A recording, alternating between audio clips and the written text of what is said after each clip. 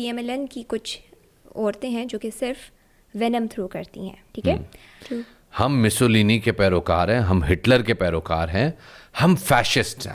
मतलब हमें हमारी ओपिनियन खरीदने के कितने पैसे दे देंगी वो। किम कार्दाशियन ने जो मार्लिन मोनरो का जो ड्रेस आउटफिट पहनना था तो उसके लिए उसने ओजेम्पिक यूज़ की थी जी, ये एक आंसू गैस का शेल चुरा के ले गए थे, तो वो बरामद करने के लिए इनका जिस्मानी रिमांड दरकार है। और बुरा ईंटे पत्थर ना भी मार रहे उठा होते, के उसको जेल रिजेक्ट कर में देते ना सोसाइटी में। मतलब गाड़ी ने पुलिस को देखा, गाड़ी के अंदर लगता है शत्रुघ्न सिन्हा बैठा हुआ था, उसने कहा "आए, हम उसको पुलिस को कुचल देंगे।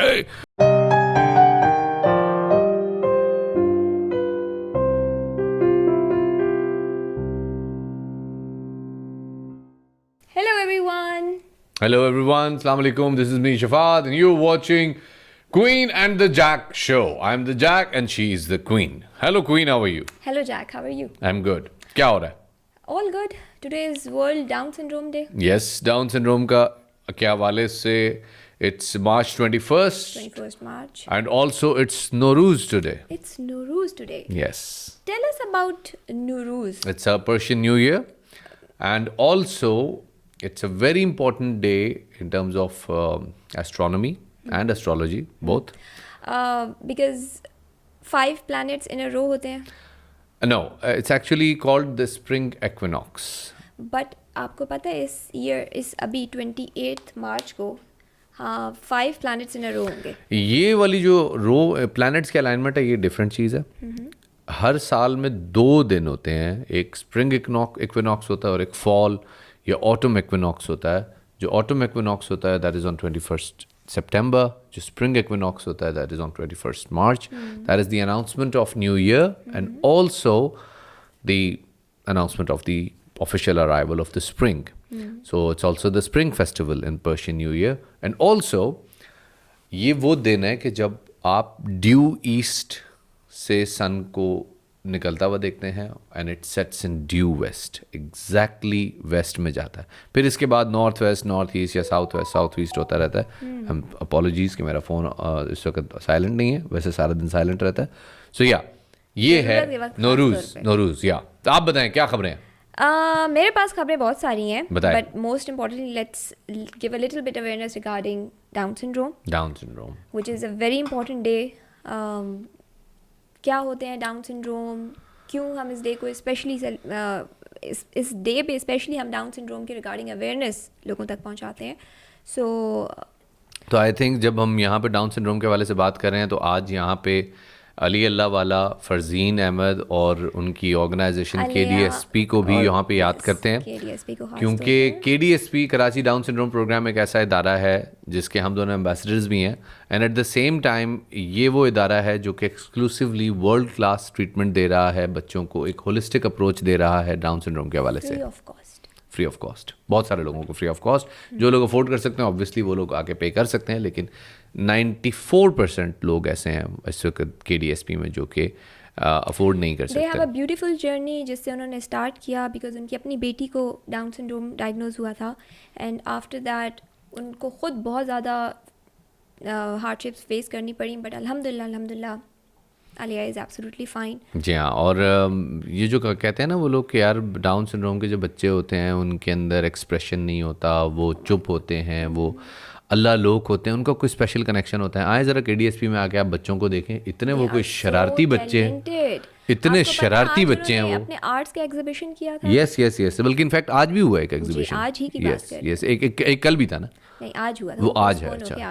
अच्छा। सो जस्ट जाके उसको विजिट करें and you guys will be surprised to see. And वो तमाम पेरेंट्स या वो तमाम लोग जिनके एक्वेंटेंसेस में कोई ऐसे लोग हैं जो कि डाउन सिंड्रोम, उनका फैमिली में कोई बच्चा मौजूद है, फर्स्ट 1000 डेज ये सबसे ज़्यादा क्रूशल होते हैं क्योंकि इसमें अर्ली इंटरवेंशन की ज़रूरत होती है। और जब आप अर्ली इंटरवेंशन कर लेते हैं तो अपने बच्चे को समझें, आप उसकी ग्रूमिंग को बचा लेते हैं, आप उसकी मेडिकल कॉम्प्लिकेशंस को बहुत हद तक अवॉइड कर सकते हैं and it goes on and on. So big shout out for KDSP. Talking of the brutality or talking about the rudeness or inhumanity of nature, एक और कराची में इंसिडेंट हुआ अभी कुछ अर्सा पहले। मायरा खान और अनवर मकसूद ने आर्ट काउंसिल में एक इवेंट किया था जिसमें अनवर मकसूद साहब ने एक बात की थी कि PMLN की कुछ औरतें हैं जो कि सिर्फ वेनम थ्रो करती हैं, ठीक है। और उन्होंने नाम नहीं लिया, बट उसके रिटर्न में मायरा खान ने कहा कि हाँ आपने सही कहा है, ऐसा ही है। बट ये सारी डिस्कशन वो एक मज़ाक में एक मतलब सार्कास्टिक ह्यूमर था। बट उसके जवाब में जो सेनेटर अफानुल्लाह खान है, उन्होंने बहुत ही हार्श किस्म की ट्वीट की मायरा खान के मतलब, जिसमें उन्होंने कहा कि मायरा खान की तो बात ही ना करें, क्योंकि वो तो, मैं एग्जैक्टली उनके वर्ड्स यूज़ करती हूँ कि मायरा खान को मेंटल हेल्थ प्रॉब्लम है, और अनवर मकसूद साहब को उम्र के उस हिस्से में है जहाँ के शराब के नशे में धुत रहता है। इन दोनों बेशरम कैरेक्टर पर आवाम की लानत बेशुमार, ठीक है। मायरा खान के किरदार पर तो किताबें लिखी जा सकती हैं, तो लिख लें। ये पैसे के लिए इंडियन अदाकारों की खुशामद भी करती हैं, और अनवर मकसूद साहब तासुब से भरा हुआ लानती किरदार है। मतलब मुझे बताएं कि लोग इतने अब्यूसिव क्यों हो जाते हैं अपनी, मतलब इसी वजह से कोई भी बंदा अपनी ओपिनियन शेयर कर ही नहीं सकता। एग्जैक्टली आपको तैयार रहना चाहिए इसके लिए, और अगर आपके लोगों में ये बर्दाश्त नहीं है कि वो अपने लीडरशिप के हवाले से एक जुमला भी सुन सकें, तो आप अपने आप को डेमोक्रेटिक ना कहें। आप अपने आप को कहें कि भाई हम डेमोक्रेसी और जमहूरियत से हमारा कोई ताल्लुक नहीं है, हम फैशिस्ट लोग हैं, हम मिसोलिनी के पैरोकार हैं, हम हिटलर के पैरोकार हैं, हम फैशिस्ट हैं, हमारे यहाँ इख्तिलाफ राय नहीं होता, हमारा लीडर तनकीद से मुबर्रा है, we are above the criticism. तो उसके बाद फिर आप जो मर्जी करते हैं, फिर उसके बाद आपकी इन स्टेटमेंट्स के ऊपर हमें बुरा नहीं लगेगा, क्योंकि आप फैशिस्ट होंगे। हमें पता होगा कि आप तो इसी, हालांकि ये अफनान साहब जो हैं ये PhD डॉक्टर हैं, अच्छा। और ये गालबन ऑक्सफोर्ड के पढ़े हुए हैं। Really? जी, उसके बावजूद और लुत्फ की बात ये कि जब ये लोग ऑपोजिशन में थे और PTI इनके मुतालिक ये जुबान इस्तेमाल करती थी, तो हम PTI पे तनकीद करते थे। और यही वो लोग हैं कि जब ये लोग इक़्तिदार में आए हैं और अब इनके खिलाफ होता तो ये वही जुबान इस्तेमाल कर रहे हैं जो PTI इस्तेमाल करती थी। तो आप मुझे बताएं ये किस हैसियत से लोगों को अखलाकियात का भाषण देते हैं? क्या हैसियत है इनके पास, क्या क्रेडेंशियल है कि जिसके ऊपर ये बैठ के, मतलब आप चलो मायरा खान इंडियन एक्टरों की खुशामद करती है, भाई इंडियन एक्टरों ने उसको अप्रोच किया था अपनी फिल्म में साइन करने के लिए, मायरा खान ने किसी एजेंट को नहीं कहा था। आपको पता है ना इस बात का। अनवर मकसूद, चले मेरा उनके साथ जो ताल्लुक है वो एक तरफ डाल दें, अनवर मकसूद की जितनी उम्र है उतना अफनान साहब का, मेरा ख्याल, बल्कि अनवर मकसूद साहब की जितना एक्सपीरियंस है उतना अफनान साहब की उम्र नहीं है, ठीक है जी। और अनवर मकसूद असातिज़ा में से हैं, और ठीक है अगर वो बात अगर तल्ख कर देते हैं तो आप उस बात के ऊपर ये रिकंसाइल करें कि इसके मौजबात क्या हैं, क्यों कह रहे हैं वो ये बात, बजाय इसके कि, और ये क्या बात हो गई कि एक आर्टिस्ट अपनी ओपिनियन नहीं रख सकता। एग्जैक्टली मतलब यहाँ पे लोग इस बात को एक्सेप्ट ही नहीं करते। इसी वजह से पाकिस्तान में जो है वो आप अपनी ओपिनियन शेयर नहीं कर सकते। इवन आपको लोग कितना क्रिटिसाइज करते हैं। वो तो चलो, मैं तो PTI का लाडला हूँ ना, मैं तो बहुत लाडला हूँ, क्योंकि उनके मुताबिक तो मरियम मुझे लिफाफा देती है। बल्कि किस्सा बड़ा मज़े का है, सुनो। आज से 2-2.5 साल पहले मुझे एक साहब ने, मेरे एक दोस्त ने कहा कि यार हम लोग कुछ अटेम्प्ट कर रहे हैं PTI के मुकाबले में सोशल मीडिया सेल बनाने की, तो आप आएँ ज़रा हमारा सेटअप देखें आके। मैंने कहा यार मैं तो एफिलिएट नहीं हो सकता किसी सोशल मीडिया सेल से, आप दोस्त हैं, आप भाई हैं, आपकी जॉब है, कोई आपको मदद चाहिए मैं कर सकता हूँ। उन्होंने कहा जी जी जी हम आते। तो खैर मैं चला गया लाहौर, मैंने उन लोगों से जाकर मुलाकात की, उन्होंने मुझे अपना पूरा सेटअप वेटअप बताया, तब सैर वैर कराई। मैंने कहा भाई बड़ा ख़र्चा कर दिया आप लोगों ने? कहते हैं हाँ यार बड़ा वैश्यू हुआ है। मैंने कहा अच्छा फिर क्या एक्सपेंडिचर आप लोगों ने एनुअली सोचा है? उन्होंने कहा जी हमने एनुअली सोचा है कि हम इंशाल्लाह इसके ऊपर 8 करोड़ रुपए खर्च करेंगे। मुझे हंसी आ गई। मैंने कहा आपको क्या लगता है PTI अपने सोशल मीडिया पे एनुअली कितना खर्च करती है? उन्होंने कहा कि जी हमें मेरे ख्याल में 20-1 करोड़ करती होगी। तो मैंने कहा अच्छा चलें 20-1 करोड़ करती होगी, लेकिन बाय द वे मैं आपको बता रहा हूँ कि PTI अपने सोशल मीडिया के ऊपर जो इंटर्न्स हायर करके कार्रवाई कर रही है उन लोगों की तादाद 12,000 से ज़्यादा है। 12,000, और हर बंदे के 3-3 अकाउंट्स हैं।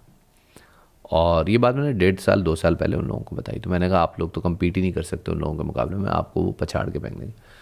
फिर वो पता चला कि जी एक साहब आए, उन्होंने कहा कि जी मैंने भी PTI की तर्ज पे कुछ सोशल मीडिया इन्फ्लुएंसर्स हायर किए हैं और मैं उनको 10,000 रुपये दे रहा हूँ, और वो स्टूडेंट्स हैं और वो अपने यूनिवर्सिटी से अपने घर से बैठ के काम करेंगे। मैंने कहा कितने हायर किया आपने? उन्होंने कहा जी मैंने 150। ओके। मैंने कहा बड़ी बात है, 15 लाख रुपए तुमने लगा दी। 6 महीने बाद वही साहब दोबारा मिले। मैंने कहा यार वो आपके 15 लाख रुपए का क्या हुआ? वो मुझे एक ही दफ़ा ट्वीटें नज़र आई, उसके बाद नहीं नज़र आई। कहते यार वो पैसे कभी मिले ही नहीं। तो मरियम नवाज़ के बारे में जो लोग कहते हैं कि वो लिफाफे देती होगी एंकरों को, मरियम नवाज़ अपनी सोशल मीडिया टीम को तो 1.5 लाख रुपया 15 लाख रुपया दे नहीं सकती, तो वो कैसे देगी लिफाफा? ये लोग लिफाफे इस तरह से नहीं देते। ऐसा नहीं है कि ये लोग नवाजते नहीं है, बिल्कुल नवाजते हैं। और सारे पीपल्स पार्टी, पीटीआई, मतलब पीटीआई में तो कहने की ज़रूरत नहीं, अब तो जनरल बाजवा कह रहे हैं कि मैंने कुछ जर्नलिस्टों को बनाया, इरशाद भट्टी के बारे में कह दिया उन्होंने, और बहुत सारे लोगों के बारे में कह दिया अभी शायद मैतला के इंटरव्यू में। लेकिन जो उन्होंने नून लीग ने लोगों को नवाजा है ना, वो ऐसे नहीं नवाजा कि उनको इन्वेलप्स दिए हैं और उनको कैश दिया उठा के, उन्होंने उनको डेजिग्नेशंस दिए हैं, ओहदे दिए हैं। और उन ओहदों के चक्कर में कुछ लोगों ने ओहदे इसलिए रिसीव कर लिए कि उनको लगा कि शायद वो किसी ऑर्गेनाइजेशन में चेंज ला सकते हैं, और कुछ लोगों ने इसलिए रिसीव कर लिए क्योंकि वो शायद उनको लगा कि अब वो नून लीग के ज़ेर एहसान रहेंगे, अब वो नून लीग का। मैं ये नहीं कह रहा कि सब लोग ऐसे हैं, लेकिन कुछ लोगों ने नून लीग के उससे फ़ायदा इसी वजह उठाया। से तो पाकिस्तान पे ग्रो नहीं कर सकता ना। पॉइंट इज़ कि Because ये जो यहाँ पे अगर थ्योरी आप- बन गई है ना नई नस्ल में, स्पेशली पिछली पीटीआई के इस पूरे दौर में, कि मरियम नवाज लिफाफे बांट रही है। यार भाई उनकी इतनी औकात नहीं है कि वो हमें लिफाफे दे सके। कितने पैसे दे देंगी हमें? मतलब हमें हमारी ओपिनियन खरीदने के कितने पैसे दे देंगी वो? True.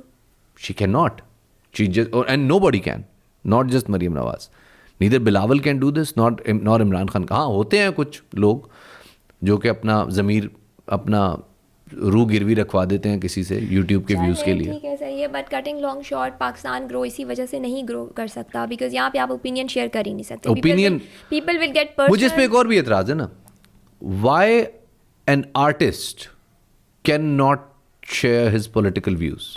You are talking about artist. The other day I share the story, मेरी फ्रेंड है, उसका हस्बैंड डॉक्टर है, और वो अपने पर्सनल अकाउंट से एक बात करता है, ठीक है, उसका अकाउंट पब्लिक है, उसको आके कहा जाता है कि भाई मेक श्योर किया जाता है कि आपका एक डॉक्टर है एक फ़लाँ हॉस्पिटल का, और उसको ज़रा समझा दें, वो बहुत ज़्यादा बोल रहा है आजकल। You are talking about artists. तो इसी को तो कल्ट कहते हैं ना। अब वो मुझे नहीं पता वो डॉक्टर कहाँ का था और वो कौन सी पार्टी पे लिखता होगा, लेकिन जब आप ये अज्यूम कर लेते हैं, जैसे मैंने पहले बात कही कि यार आपका लीडर पे तो तनकीद नहीं हो सकती, और जो कर रहा है उसको मरियम लिफाफा दे रही है, अदरवाइज तो हर बाज़मीर आदमी आपके लीडर को सपोर्ट करेगा। भाई यू आर साइको, आप लोग पागल हैं, आप लोग सारे के सारे अपने दिमाग का इलाज करवाएं। किसी को आपकी ज़ात से दिलचस्पी नहीं है। पॉलिटिक्स ने आज तक पाकिस्तान को 1 टके का फ़ायदा नहीं दिया और ना 1 टके का फ़ायदा कभी देगी। सो फोकस करें अपने कारोबार पे, अपने बिजनेस पे, अपने धंधे पे, और इन चीज़ों पे जाके काम ताकि करें, पाकिस्तान ग्रो करे। ताकि आप लोगों के हालात आज अच्छे एक हों यार। पार्टी आएगी, वो जाएगी, कल दूसरी आएगी। डोंट गेट पर्सनल, अपनी ओपिनियन शेयर ज़रूर करने दे, हर किसी का राइट है ये। हाँ बिल्कुल, एग्रीड। ओके, खैर, बहुत माहौल बहुत गर्म हो गया, बहुत संजीदा हो गया। होने दो, मैं तो वैसे ही तुम्हें पता है आजकल तपा हुआ हूँ बहुत आपको ज़्यादा। पता है कि एक मेडिसिन है ओजेम्पिक के नाम से, ठीक है, क्या नाम है उसका? ओजेम्पिक, अच्छा, ठीक है, ओलंपिक, जिसके ऊपर जिसके ऊपर ऑस्कर में एक लाइन भी शेयर हुई थी।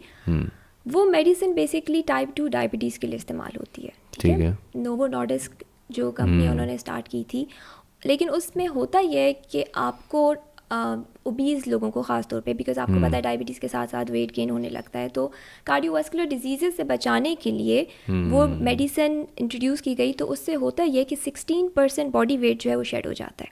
वाओ, ठीक है, लोग तो ऐसे शौक में खाते होंगे। एग्जैक्टली। अब Oh हुआ my God. ये रूमर्स हैं, you know this are rumours के किम कडाशियन ने जो मार्लिन मोनरो का जो ड्रेस आउटफिट पहनना था, तो उसके लिए उसने ओजेम्पिक यूज़ की थी, और उसकी वजह से उसने अच्छे खासे 16 पाउंड शेड किया, तभी वो फिट इन हुई उस ड्रेस में। बट मज़े की बात यह है कि वो हमारे सोशलाइट्स, लाहौरी सोशलाइट्स, जो कि कुछ अपग्रेडेड हैं, जो कि यू नो लाहौरी socialites are like top notch ना, पैसे भी सबसे ज़्यादा उनके पास हैं, गॉसिप भी सबसे ज़्यादा उनके पास उन्होंने है। क्या किया कि उन्होंने मेडिसिन इस्तेमाल करना शुरू कर दी जस्ट टू शेड वेट। ओह वाह। और बुरी बात यह है कि इस मेडिसिन के, ठीक है, वेट तो शेड करती है, बट इसके बहुत ज़्यादा साइड इफ़ेक्ट्स हैं। मतलब इससे पेनक्राइटिस हो सकता है, आपको गॉल ब्लैडर के प्रॉब्लम हो सकते हैं, किडनी फेलियर हो सकता है। वाओ। उनको इस सारी चीज़ों से मसला नहीं है, उन्होंने सिर्फ वेट शेड करना है। और इससे नुकसान क्या हो रहा है कि मार्केट में शॉर्ट हो गई है, बिकॉज वो लोग जिनको डायबिटीज़ का प्रॉब्लम है और उनकी ज़रूरत है, उनको नहीं मिल रही, और वो लोग ले रहे हैं जिन्होंने वेट शेड करना है। तो यही तो है घटियापन। Nice, very nice. अच्छा मज़े की बात बताऊँ, ये मुझे कुछ दिन पहले एक और साहब ने भी कहा था, जब मैं बहुत मोटा हो गया था, मैं वाज 82 अभी या, 6-7 हफ्ते पहले, तो मुझे एक साहब ने कहा कि यार आपने पतला होना है, मैं आपको एक मेडिसिन दे रहा हूँ, सारे फैट्स निकाल देगी। मैंने कहा यार पागल हो गया। तो उन्होंने मुझे इसका तो नहीं कहा, लेकिन उन्होंने एक और मेडिसिन का कहा जो डायबिटीज़ के लिए इस्तेमाल होती है, और उस मेडिसिन पे भी उनका यही कहना था कि भाई आपका वेट शेड हो जाएगा।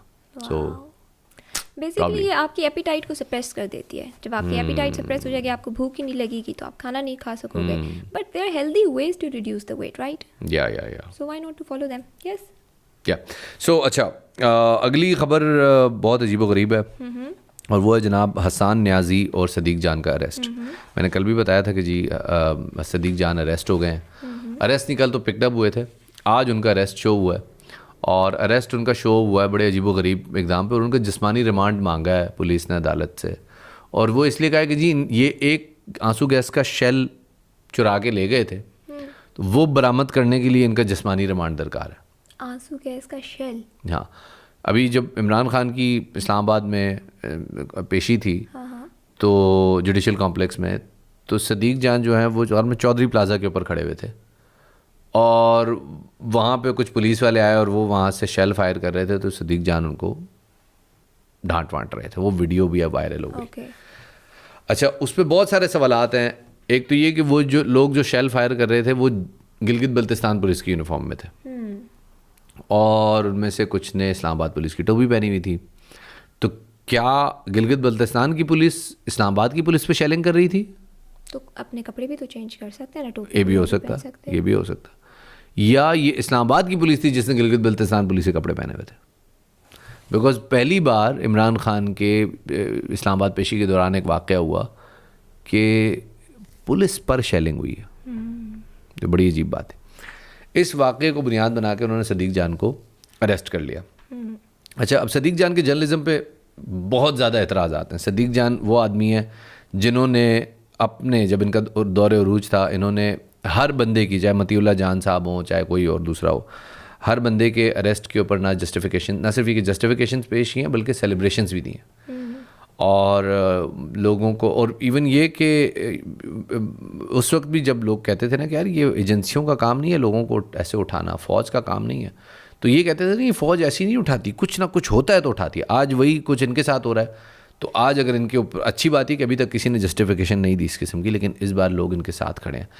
तो मेरे ख्याल में अब डिस्कशन एक जो शुरू हुई है वो ट्विटर पे, और वो बड़ी उसमें वैलिडेशन भी है कि यार पहले आप लोग डिसाइड कर लें, ये आप लोग जर्नलिज्म को सपोर्ट कर रहे हैं या अपने कोई बरादरी को सपोर्ट कर रहे हैं कि कल को कोई हमारे ऊपर ना आ जाए। मतलब आप लोग अभी आपस में तो आप लोग लड़ते रहते हैं, जैसे को बंदा आपको चुप के ले जाता है तो आप कहते हैं नहीं जी सहाफ़ियों के साथ बुराई नहीं होनी चाहिए। ये तो पहले डिसाइड करें कि क्या है। और दूसरा, ये जो पिकअप होने का ये मामला है ना, इसको ज़रा देखें कि ये इसके अंदर कानूनी ज़ाब्ते पूरे होने चाहिए, FIR वगैरह होनी चाहिए। आते हैं हसन न्याजी साहब की तरफ। हसन न्याजी साहब के ऊपर जो FIR है बहुत मज़े की है। हसन न्याजी की FIR क्या है कि गोला पुलिस कहती है कि जी गाड़ी आ रही थी काले रंग की करोला, सामने पुलिस खड़ी हुई थी, गाड़ी ने पुलिस को देखा, गाड़ी के अंदर लगता है शत्रुघ्न सिन्हा बैठा हुआ था, उसने कहा हम उसको पुलिस को कुचल देंगे। उसने गाड़ी पुलिस की तरफ मोड़ दी और करके बैरियर टूटा और पुलिस वाले इधर गए। ड्राइवर फरार हो गया, लेकिन पुलिस ने अचानक काम करके हसन न्याजी को मूवी का सीन था क्या? क्या मुझे लगता है ये वो इंस्पेक्टर जमशेद सीरीज होती थी हमारे बचपन में, उसमें से सीन चुराया है इन्होंने, या इमरान सीरीज में से चुराया। इमरान सीरीज वैसे ही हम पढ़ते थे, आजकल के बच्चे देख रहे हैं, लेकिन चलो। तो उस चक्कर में इन्होंने हसन न्याजी को, अच्छा मजीद 11 बजे वाक़या लिखा हुआ है कि 11 बजे हसन न्याजी को अरेस्ट किया गया। उसी दिन 11:15 बजे हसन न्याजी कोर्ट में खड़ा हुआ था। कितनी अजीब सी बात है। हो सकता है हसन न्याजी के ट्विन हो कोई। हाँ, ये भी हो सकती है, या तो हसन न्याजी क्लोन हुआ है, हाँ। उसकी फोटोकॉपियाँ मिल रही हैं, या फिर ये कि ये FIR जो है ये इसकी वही हैसियत है जो कि बाकी FIRों की हैसियत है। If you remember Demi Moore, जो Demi Moore, of course, Demi Moore, of course, ex-wife of Bruce Willis. Yes. तो उन्होंने एक वीडियो शेयर की ब्रूस विलिस की बर्थडे पे, ऑन हिज 60th बर्थडे, और उनकी जो वाइफ है एमा विलिंग, हाँ, उन्होंने एक बहुत ही सैड सी वीडियो अपलोड की जिसमें वो बता रही हैं कि she is really upset because आज उनके हस्बैंड की बर्थडे है and he has been diagnosed with frontotemporal dementia. ये क्या होता है? फ्रंटो टेम्पोरल डिमेंशिया है ब्रेन का, जिसमें आपको मेमोरी लॉस आहिस्ता आहिस्ता होने लगती है, ठीक है। और ये सॉल्व नहीं हो सकती, ये बहुत ज़्यादा मतलब वर्सन होती जाती है, ट्रीटेबल नहीं है। इसके साथ एसोसिएटेड और भी बहुत सारी प्रॉब्लम हो गई हैं, जैसे इफेक्सिया हो गया, उनको वो बोल नहीं सकते, डिसेबिलिटी हो रही है बोलने में उनको, तो he is giving up his career. अब वो और मूवीज़ में नहीं आएंगे। कितना करेगा काम, 68 साल का तो हो गया स्टिल बस। उनकी वाइफ की जो वीडियो खरबोपति हो गया वो बस, मतलब। लेकिन एनीवे यार, feel sorry for him. Demi Moore का बहरहाल वो ट्वीट बड़ा सेंटिमेंटल था, बहुत सेंटिमेंटल था। उसने जिस तरह से वो बात की, तो मैं धंसता जा रहा हूँ अंदर यार, क्यों मैं धंसता जा रहा हूँ। हाँ, उसने जिस तरह से बात की ब्रूस विलिस के मुताबिक, BW कह के, हाँ, it was very heart wrenching. In fact वो पूरी अगर आप पढ़ो ना, तो love for the family and love for the kids, because उसके 3 बच्चे हैं ना, तो इट वाज लाइक आगे आगे आगे। आज हमारे पास बहुत मवाद है। हाँ, इतना कोई खास नहीं। If you remember, do you remember Nickelodeon or maybe Nickelodeon? Yeah, of course. Yeah, Nickelodeon में हमारी एक मेन कैरेक्टर होता था, Amanda Bynes का। Do you remember her? No. Maybe What a Girl Want movie या इस तरह। Okay, fine. What a Girl Want मैं क्यों देखूंगा बचपन में? Nickelodeon तो देखा मैं चैंडलर नहीं हूँ भाई। क्या हो गया तुम्हें? आप चैंडलर हो? नहीं, चैंडलर तो हो, इस पे तो कोई डाउट नहीं है। लेकिन निकोलोडियन की जो मेन कैरेक्टर थी लड़की, she is 36 year old now, तो उसको बहुत सारे साइकेट्रिक प्रॉब्लम हो रहे हैं। शी वॉज ऑलरेडी उसको रिहेबिलिटेशन में रखा हुआ था, बट वो बेटर हो गई थी। अभी रिसेंटली LA में उसको देखा गया कि वो नेकेड, ओह माय गॉड, भाग रही थी। बिफोर कॉलिंग 911 उसने खुद ही कॉल की, और उसके बाद एक टैक्सी ड्राइवर को उसने रोका और उसको कहा कि मुझे लेकर जाओ, बिकॉज वो LA में डाउनटाउन में जो है वो इसी तरह वॉक करी थी, लोगों ने देखा, and she was in a miserable state. तो यहाँ पे mental health is very important to talk about, because she is suffering from a really bad situation right now. और हालांकि उसकी अपनी परफ्यूम लाइन भी लॉन्च होने वाली है, and she is really looking forward to all those things, but she is facing a lot. I think she is lucky कि वो एक ऐसे एनवायरनमेंट में है, एक ऐसे मुल्क में है जहाँ पे मेंटल हेल्थ और इससे रिलेटेड चैलेंजेस को समझा जाता है, और ये एक टैबू नहीं है। हाँ, इसके ऊपर बात करना। वो पाकिस्तान में होती, और अगर इस तरह वो सदर बाजार में निकल आती, पत्थर मार रहे होते उसे ईंटें मार रहे होते उसको, और बुरा ईंटें पत्थर ना भी मार रहे होते, उसको रिजेक्ट कर देते ना सोसाइटी में। मतलब वो बिजनेस करने के काबिल तो नहीं रहती, लोग उसका ब्रांड रिजेक्ट कर देते कि ये तो वह पागल है, इसका कौन। जस्ट लाइक अभी वो शराब पीता है, धुत रहता है। See this is what our society है। ये अफनान साहब वाली जुबान में लोग सारे बातें करना शुरू कर देते। कोई काम ना मिलता उसे, रिहेबिलिटेशन की तो सोचता ही कोई ना कि उसको दोबारा भी कभी चांस मिल सकता है। एग्जैक्टली। खबर IMF, everybody is looking forward to it, और हर बंदा ये सोच रहा है कि भाई डिफ़ॉल्ट होगा नहीं होगा, और अगर डिफ़ॉल्ट होगा तो कब होगा, और अगर IMF होगा तो कब होगा, डॉलर नीचे आएगा नहीं आएगा, गोल्ड नीचे नहीं आएगा कैसे होगा। खबर ये है कि गवर्नमेंट ने पेट्रोलियम पे एक सब्सिडी अनाउंस किया।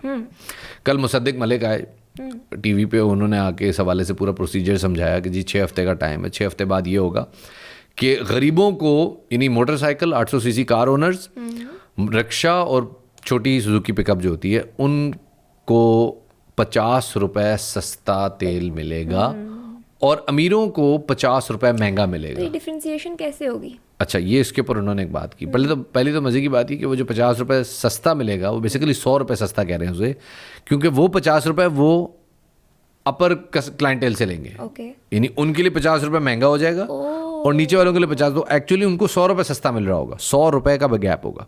यानी अगर हमारा पेट्रोल 310 का होगा तो उनका 210 का होगा, समवेयर अराउंड दैट।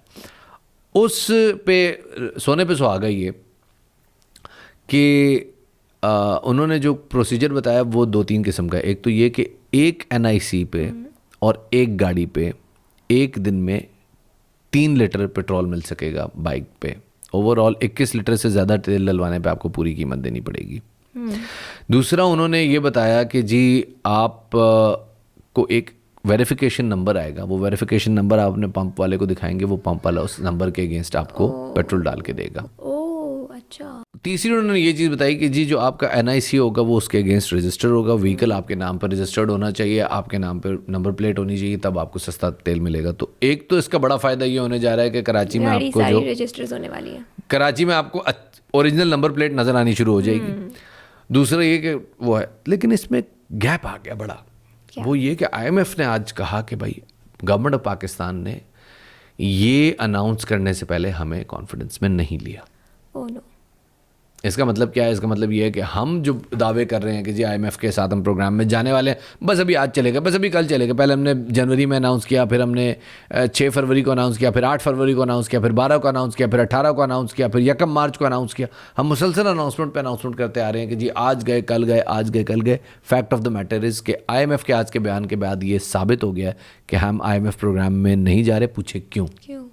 इसलिए क्योंकि IMF ने पॉइंट आउट किया है हमारे बजट में $7 अरब का पेमेंट गैप। आसान भाषा में बताऊं, IMF ने हमारे खर्चे बताए हैं 7,000 रुपये। हमारी कमाई है 1 रुपया। ठीक है, क्या करें फिर इस क्या करेंगे? सिचुएशन में?